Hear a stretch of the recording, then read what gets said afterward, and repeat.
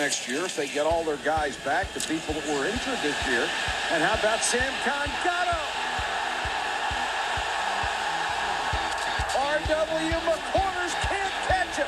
And Samkon Gado has just gone 64 yards for a touchdown. Are you kidding? You think Mike Sherman's becoming a believer in him now?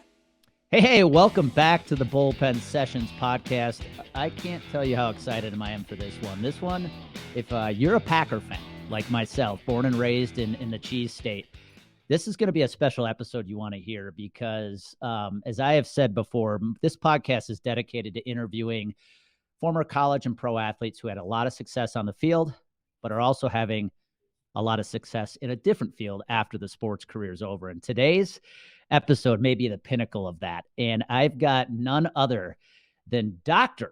Samkon Gado joining me for the podcast. So Samkon, welcome aboard. Thank you. Thank you very, very much for having me, Andy. Yes. And we are recording this on Monday, November 21st, 8 days after your birthday. We're happy belated birthday. Thank you. And we're going to talk about the special meaning of November 13th in Packer history as well, which will be fun. But let's start at the beginning, Samkon. You know, you were born, a lot of people, especially Packer Nation, remember that special run in 2005. And long before that, though, the journey started, and it actually started in Nigeria. Mm-hmm. So let's just start, back at the day you were born, going up. You guys found yourself coming over to the States. You came at an early age. I think you went back. Yes. And then came back to the States. Talk to us about that journey, being such a young age. Yes. So this. I usually talk about I came to the United States when I was almost 9 years old. Really, the first time I came was when I was about 6 months old for several months. My dad was actually for a little over a year, and then we returned back to Nigeria. And so we were there. That's where I spent most of my childhood. And my father was in not medical training.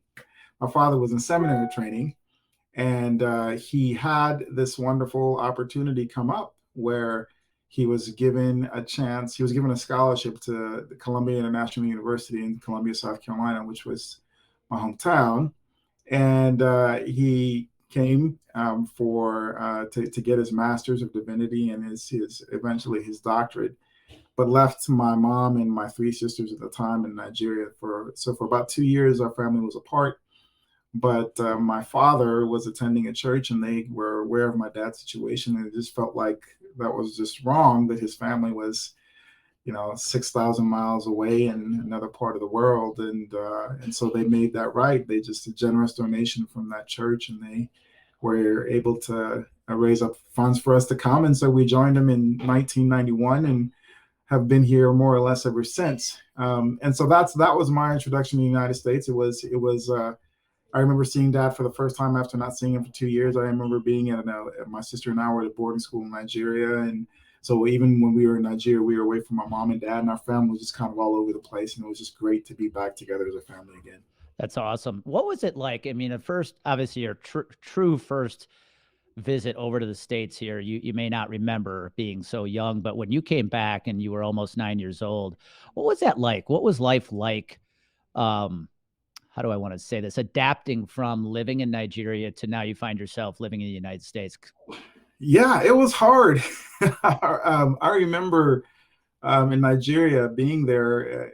Everyone in Nigeria wants to be in the United States. And I remember thinking, man, it would be amazing. And you don't really realize how hard it is to get started in the United States. It's a land of opportunity, but it really was that for a 9-year-old kid like myself, it took some adjusting. School was hard. The cultural differences were very pronounced. And so I remember the first year I was there, I remember thinking to myself, I was looking forward to the day that my mom and dad would get me out of school and tell us we were going back to Nigeria. So that first year was really, really hard. But in time, I think through the church and through some friendships, it became a little bit more normal. And I spoke the language, but understood the culture a little bit. And so it was rocky. It was very rocky. I got beat up a good bit in school. And but then my parents made the difficult decision to put me in a boarding school that they felt like would be a good place for me to grow and develop. It was called Ben Lippen. It was a small Christian boarding school that was part of the seminary that my father was attending. And I think that's really where I blossomed. I think I was given the opportunity to thrive, and it was just a much better environment for myself and my sister.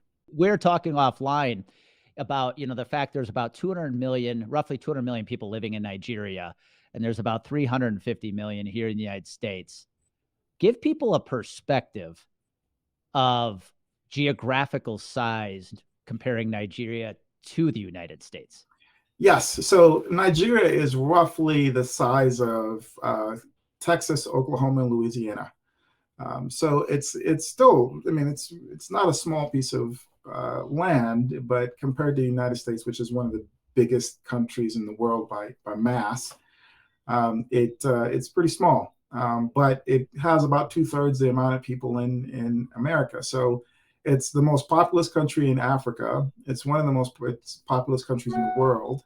But it's still it's got the world's largest economy, but unfortunately there are a lot of things about it that just aren't good. That amount of people can sometimes overburden systems, and so one of the systems that's been overburdened has been really the healthcare system, and it's created a bunch of disparities in not just my particular field of ENT, but in others as well.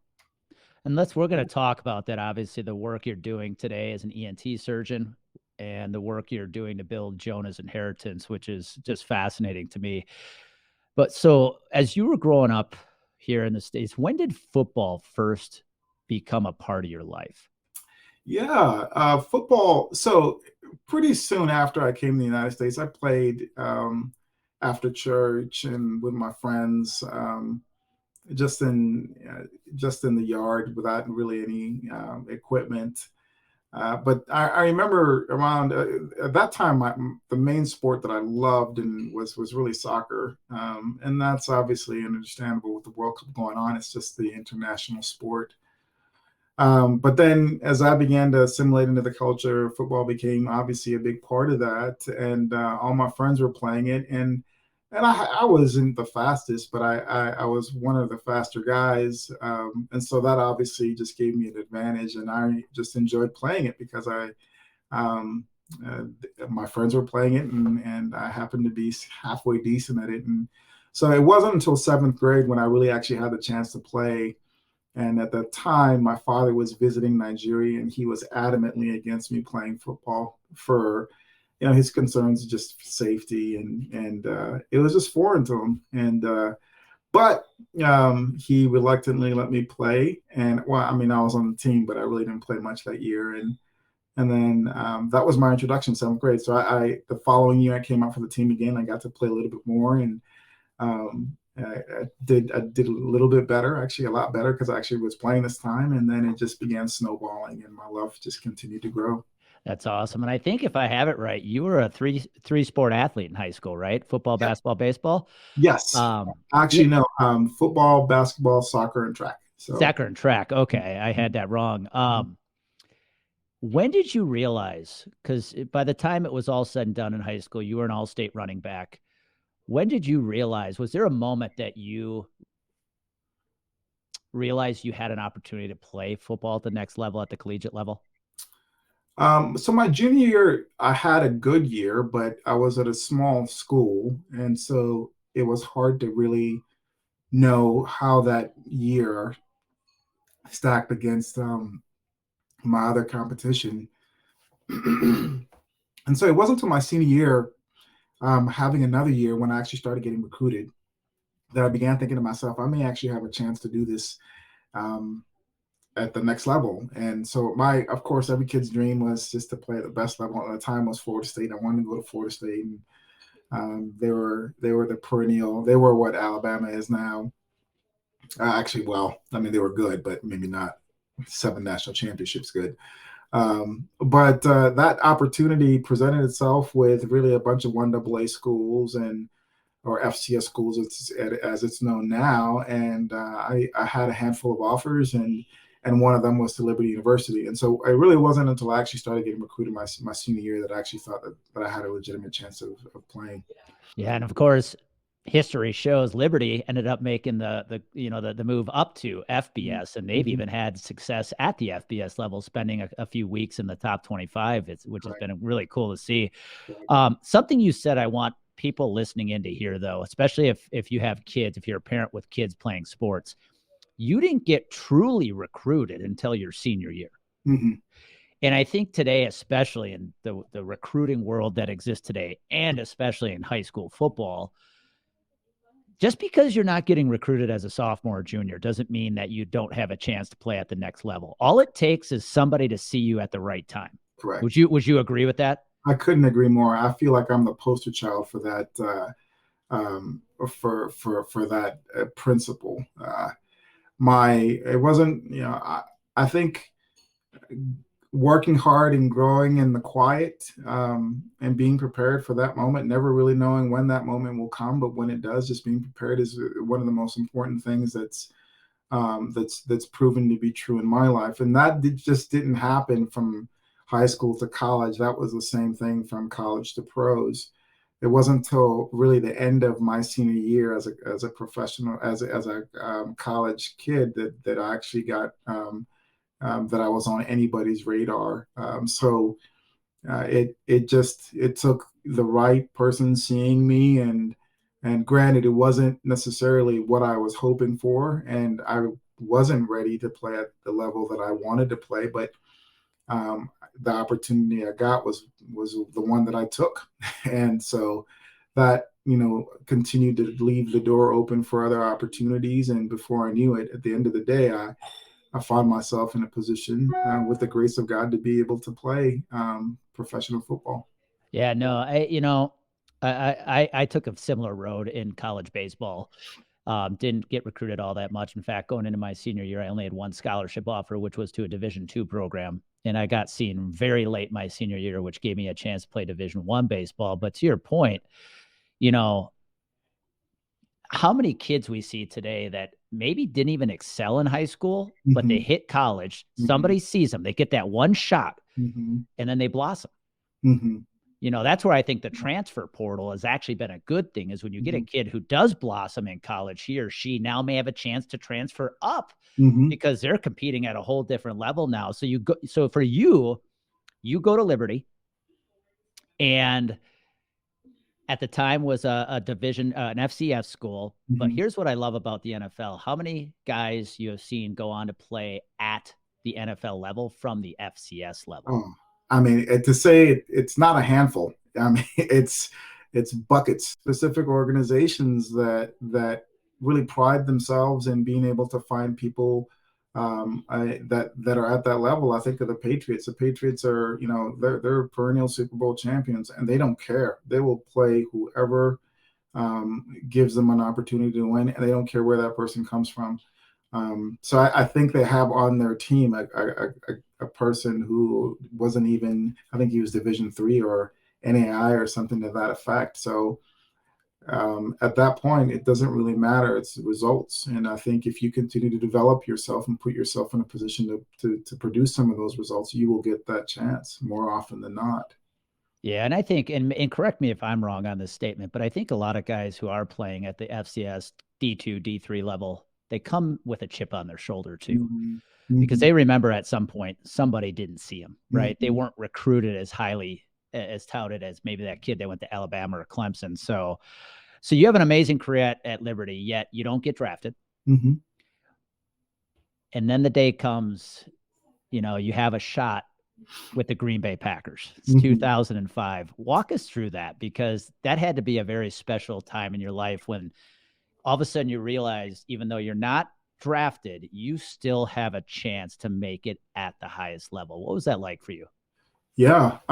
So really, I was a productive player in college, and it was because of my relationship with my coach. I think we developed trust and rapport with one another, that though I wasn't necessarily a every down starter, I think he knew that I had the physical capabilities to do it, and I think and I think he trusted me in terms of what I could, the disposition that I'd bring to a team. And so he made that call to the Kansas City Chiefs, and they put me on through a relationship that he had with Al Saunders, who was the offensive coordinator at the time. So I was able to make that practice squad, and I was on the team for about 4 weeks. But just as the natural process of the NFL, teams move up and they just shift their rosters for injuries and a bunch of other reasons. And so I was let go. And so I was at home and I was training and getting ready. And I get a call from my agent saying the Green Bay Packers have had a slew of injuries. And so they just want to bring you up and work you out. And thankfully, because I was still training in the middle of the season and trying to get ready, I was able to run a very good time for the Green Bay Packers. And I was very thankful and for that chance, not knowing if I was ever going to get it again.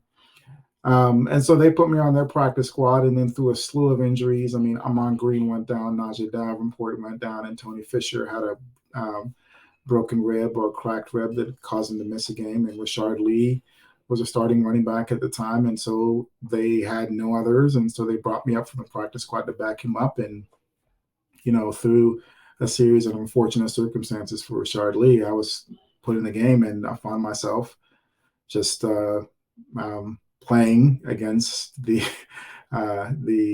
soon-to-be Super Bowl champions that year, the Steelers, and had a fairly decent game. Let's talk about that, because I want people to hear what you just said. You go, first and foremost, you go to an FCS school, mm-hmm. Liberty. And if we all heard you correctly, you were not a every down running back. Mm-hmm.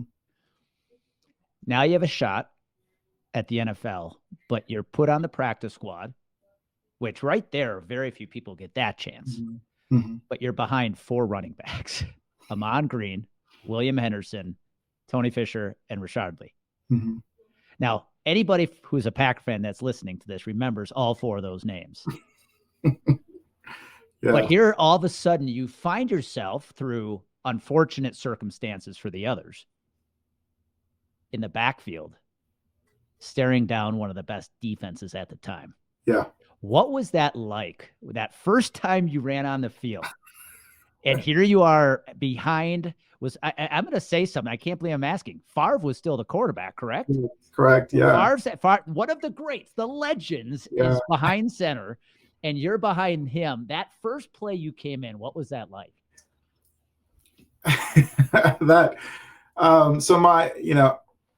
Interestingly enough, the panic stopped when I actually stepped on the field, because at that point, that was actually the first time I'd ever been on an NFL field.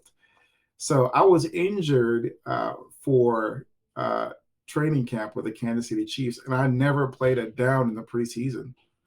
So the first time I'd ever stepped on a field was an actual game. And technically, the first game I actually really played was the game before the Steelers game, and that was actually an away game with the Bengals. And I remember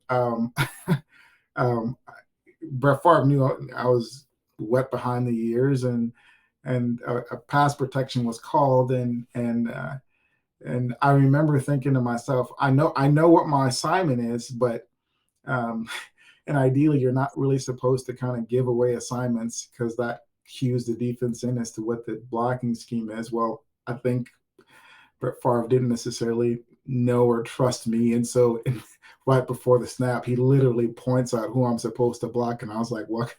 Well, I mean, I understand why he did that. I think he wanted to make sure that I understood who I was supposed to block so that he wasn't sacked. But it obviously gave away our offensive scheme, and let everybody know that it was going to be a pass. But that was my first experience, and I only played about 2 snaps that game as a backup. But my first experience as pretty much the guy was against the Steelers, and that was. I remember being a little bit afraid of Troy Polamalu, because just the hair, and I'd heard stories and I'd seen him, and I just remember thinking to myself, that defense was just big, and they were physical, and I was I mean, I wasn't panicked. I was a little nervous, but the kind that wasn't, prohibitive of a good performance. And when the ball was snapped, I just stopped thinking, and it just turned into reaction, and it became just like any other game. That's a great way of putting it. I think a lot of athletes will agree with that statement. It's once the game, the whistle blows or the whistle starts or the clock starts, you kind of stop thinking and you just start doing. And Mm-hmm. you're right too about that defense. That defense had some bad dudes on it. And Yeah. despite Palomalo's lovely flowing hair, that guy could hit. Yes, he could. He loved to fly around back when you could hit without the worry about headshots and things like that. Correct. Yeah. But now let's fast forward that same season, right? It's 2005, and you had a very special day. Your breakout, let's call it your breakout game, happened to also fall on your birthday, November 13th. Yes. Talk about that. That was against the Falcons. You scored 3 touchdowns. What was that like? I mean, that had to just be unbelievable. It really felt like a dream. To this day, I sometimes wonder if that really did happen or whether I just dreamed it. I think everyone was there. It was the closest game we were going to have to my hometown, my family, my coaches, all the people that most of the people that were really important to me were there, and I remember just after scoring that first touchdown, thinking to myself, well, that was cool. And then when the second one happened, I was like, is this really happening?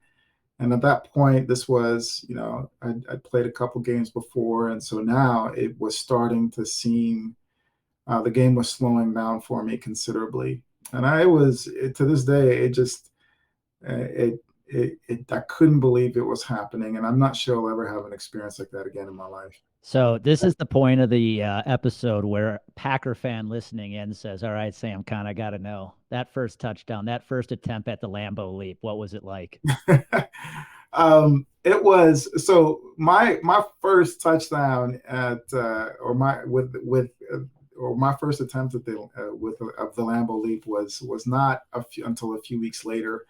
It was a Sunday night game against the Detroit Lions, and I was gassed. I had run a long way, and I had run pretty fast to get there, and my legs were shot. And what I didn't realize is that the fence for the Lambeau leap is not the same level, and so at the middle of the field, the fence is probably about 3 or 4 feet, but then on the sides towards the ends of the ends of the field, it's probably 7-8 feet. And so I go to do the Lambeau leap thinking to myself, it's going to be a 5-foot fence, and it was like, no, this is like 7 foot tall, and I just had nothing left in the tank, and I actually had to get pulled up. So it wasn't really much of a Lambeau leap, but it's still I can say that I actually did one. So even though it was and again, the reason you were gassed is you just got done scoring a 64-yard touchdown. So let's not forget that either. And so, if you think about that short period of time from the moment you stepped on the field against the Bengals to rushing for a Packer rookie record, which I think still stands of 171 yards for a rookie running back. Let's be honest, you became like this instant phenomenon in the state of Wisconsin. Green Bay is not a big city to begin with. Packer fans they act like they own the team. And in reality, they do because they have ownership. You had to become an instant sensation in Green Bay. What was that like? I think if it was going to happen anywhere, that's where I'd want it to happen, because it really did feel it felt like I was part of a small community. It felt like high school again. It felt like college again.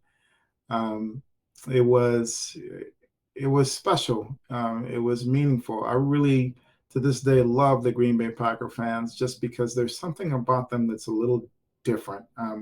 I ended up playing for 6 organizations all in all, but the support that you get from Packer fans is just unlike anything that I think I've experienced to this day, in the sense that it's not a devotion because of this team is this team is something that it's not the same kind of devotion that you see with most other organizations.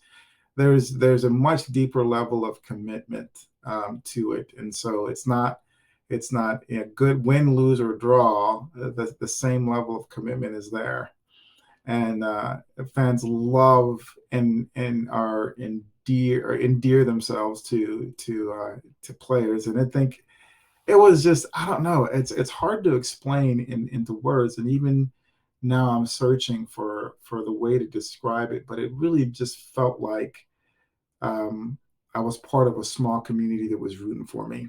And Yeah. it's hard to reproduce that in the I league. think I think a good recent example of it too is Buffalo fans are kind of like that too, and what Mhm. they just did over the weekend, literally shoveling Mhm. Buffalo Bill players out of their homes so they could get to the airport to go play. That's Packer Nation, and I've always said if there's a fan base that uses the word "we" more than "they" when they describe a team, like there's for a lot of fans in sports, there is still a disconnect between the fan and the team. Mhm. But I'd say most Packer fans literally believe like they're part of the team. Whenever you hear them talk about the Packers, it's we. We Correct. have to win this game. Correct. So you're absolutely right about that. And as you said, you went on to spend another 5 or so years playing with a few other teams.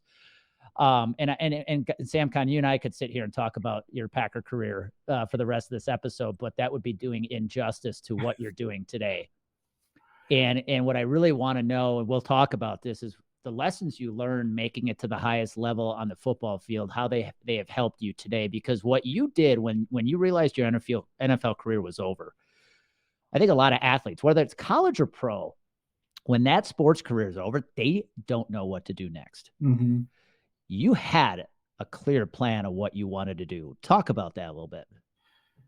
Yeah, I think part of the beauty of my story is it's really not that I didn't want to play in the National Football League. I oftentimes it's confused that I played in the National Football League and then made the decision after the fact to go to medical school, when in actuality it was the opposite. Like, so when you're coming from a small school like Ben Lippen High School in Columbia, South Carolina, and you go to Liberty, and you're not really that highly recruited, and you're a backup at Liberty for the whole time you're there. I mean, even though you play a good bit, you're not deluded into thinking that you actually have a legitimate chance of playing in the National Football League, and you can put all of your eggs in that one basket. So I think my story allowed me to really develop other interests.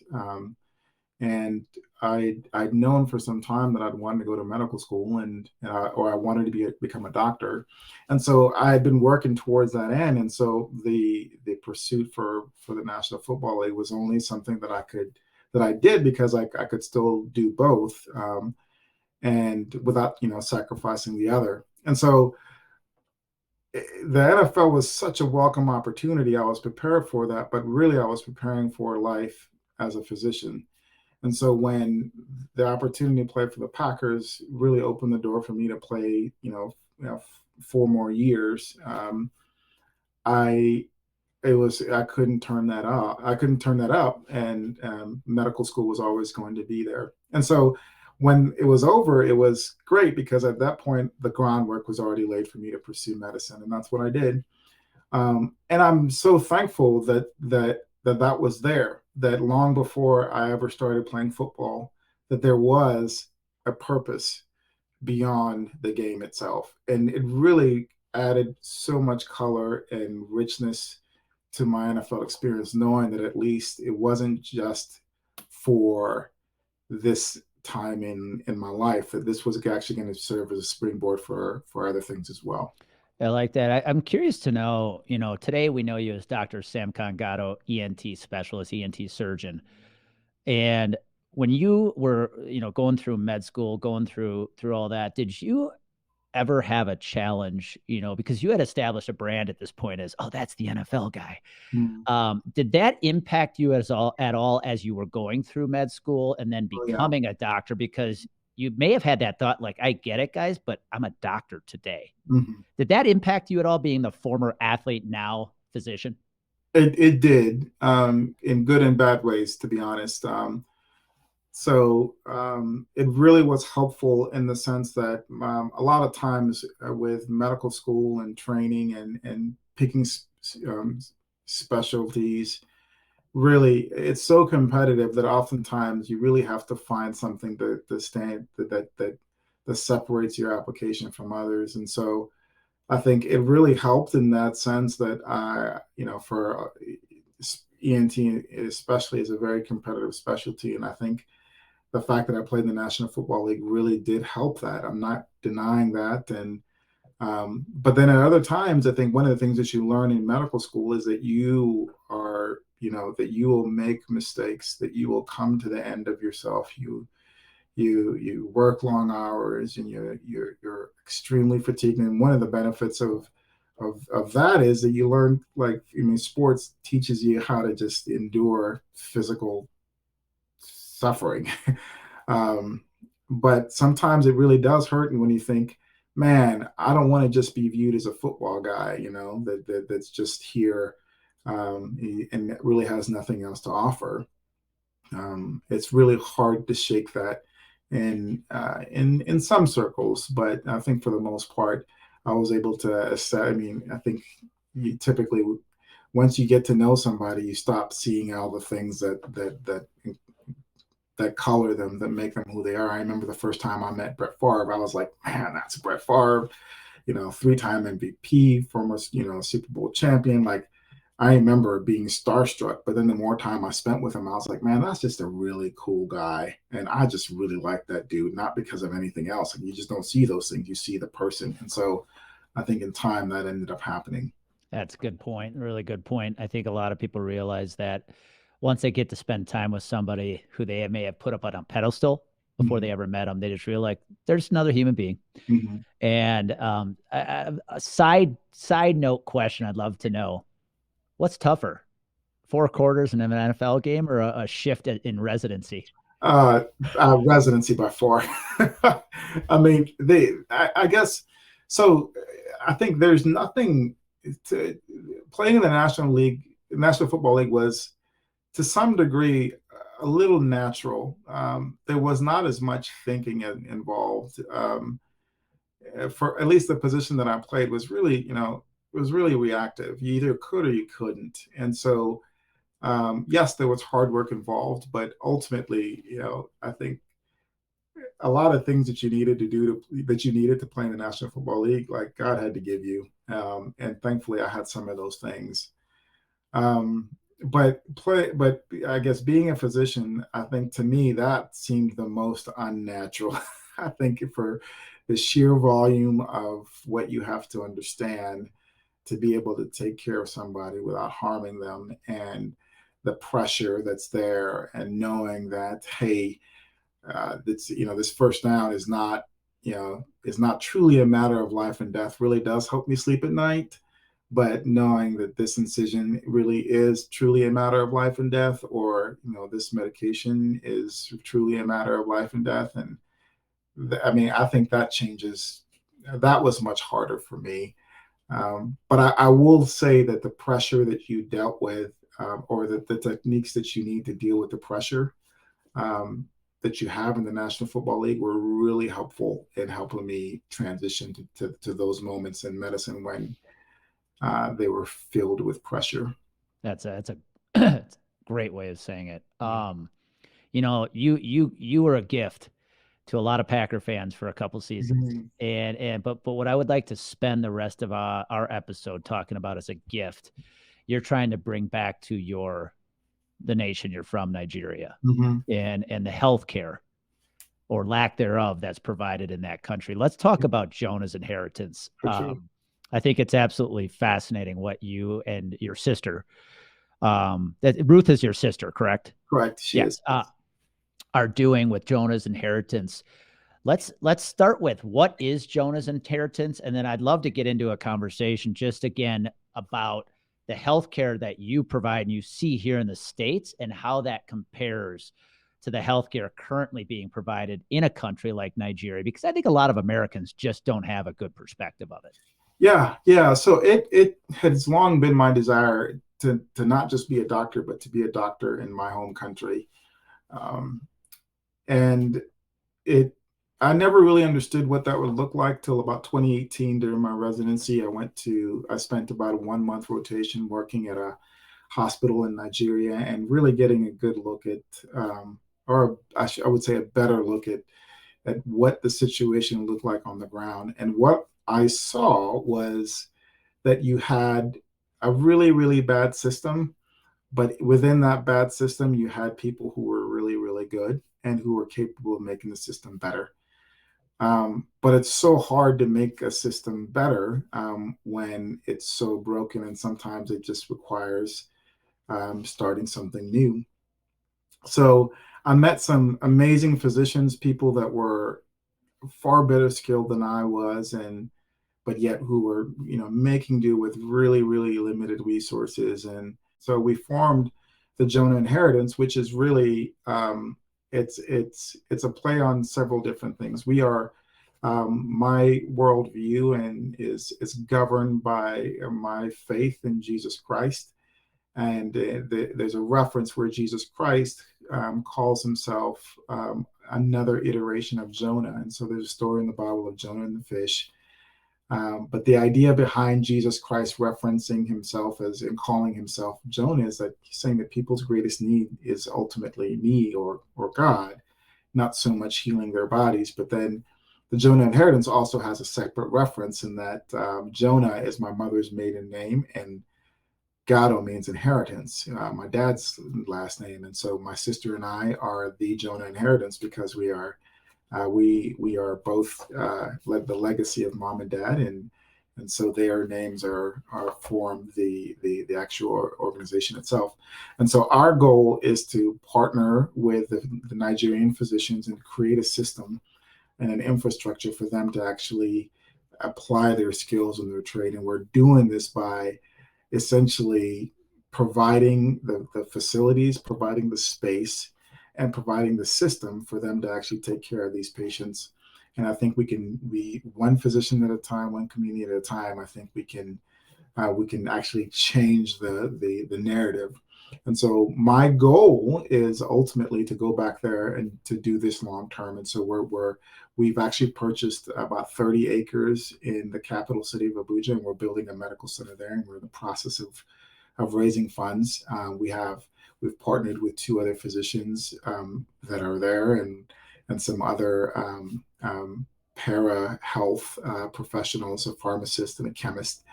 And we're developing our own little system, and we look to scale this up in time. It's a huge vision. It's really colored by the fact that Nigeria has one of the worst healthcare infrastructures in the world. I think fourth worst. Yet it has one of the largest populations, and there's a need for people like myself. There are 250 ENTs in the entire country, and where I trained, there are about that many in St. Louis alone. So it's been a wonderful opportunity. I look forward to kind of seeing where it goes. That's such a beautiful blend of the story from the Bible and how that actually marries with your name. And I didn't realize your mother's maiden name was actually Jonah, which makes that even more powerful. And in doing my research, I think I read that Samkon is also in the Nigerian language truth. Is that right? Correct. Yes. And just that statistic you shared alone, I want everybody listening in to hear that. Nigeria's population, I'm going to round numbers, is somewhere between 50 to 60% of the U.S. population. And the entire number of ENTs in that country equals the number of ENTs in one of our mid-tier size cities, St. Louis, Missouri. Correct. Wow. Yeah. So I want to ask the dream question. If everything goes well, Samkon, and that vision does play out, 5 years from now, what is that vision for healthcare in Nigeria look for you? Yeah, so great question. I think 5 years from now, that question looks like we have an operational medical center in the capital city of Abuja, by which we're performing or we're employing primary care services and performing selected ENT procedures, and we're training physicians to do that. Our long-term, you're not asking what our 10-year goal is, but our 10-year goal is to start developing satellite clinics with doctors that we've trained and we've equipped, and we've said, hey, we're going to provide the infrastructure for you guys. We're going to provide the clinic. We're going to provide the resources. We're going to provide the systems for you to practice medicine.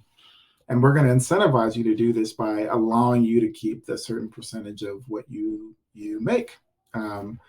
And so that it actually incentivizes the doctor to continue to use their skills and to stay in country. Because one of the main problems Nigeria has is it's actually able to train doctors, but it just can't keep them. So it's one of the top 20 largest exporters of physicians. So, you can actually try this. If you just go to your local hospital and you just look at all the physicians there, more than likely you're going to see somebody with a Nigerian name. And that goes to show you that a lot of Nigeria's doctors are just leaving because there's not a system for them to actually use their skills. So we want to find those that are really, really good, and we want to incentivize them to stay by providing them the resources and tools they need to do what they're trained to do. And we think that in and of itself will naturally take care of the healthcare problem. I think about your story from migrating to the United States to your rise in football from an unknown recruit at Liberty to an undrafted free agent to the success you had as a running back with one of the most well-known teams in NFL history.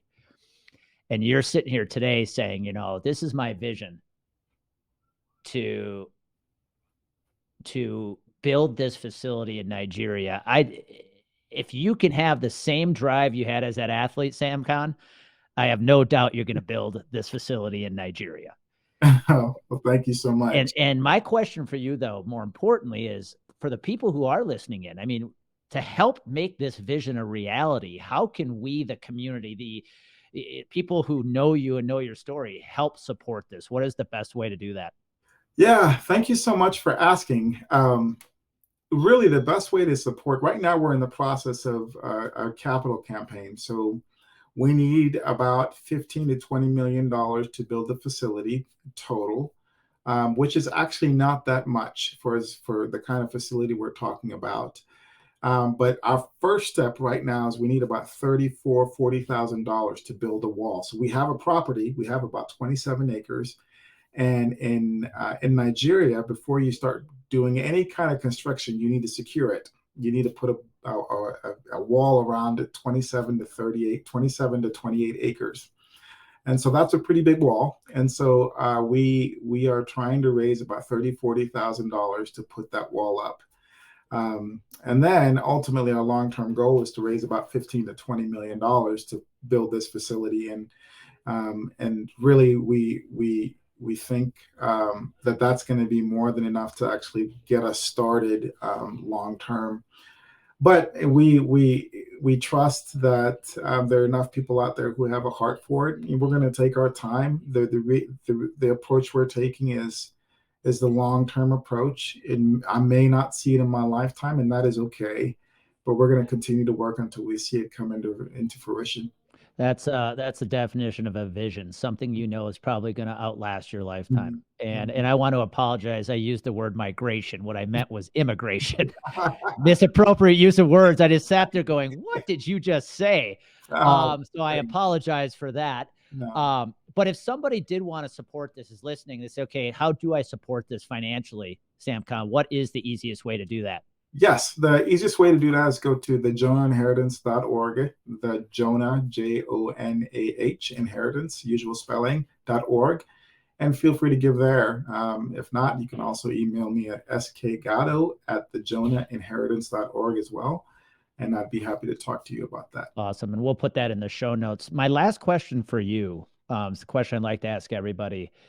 When you look back on your NFL career and now your career in the medical world, how has your NFL career impacted what you do today? When you think of the mindset of an athlete, and now it's the mindset of a physician, what role has that mindset of being an athlete played on your career today?